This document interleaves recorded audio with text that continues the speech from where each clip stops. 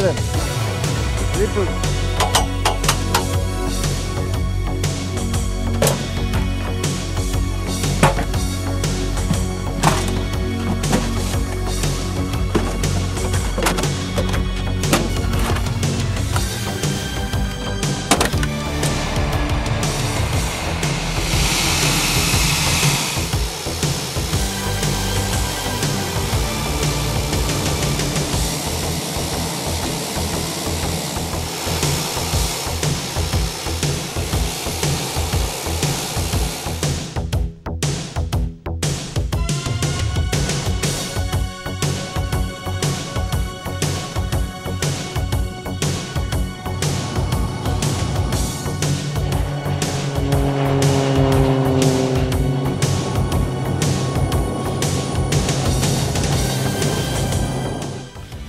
Slovenski zračni prostor danes iz infrastrukturnega vidika ni popolnoma zaščiten, ker nimamo pogojev, da bi leteli ponoči v slabših vremenskih razmerah in nimamo pogojev za instrumentalno letenje.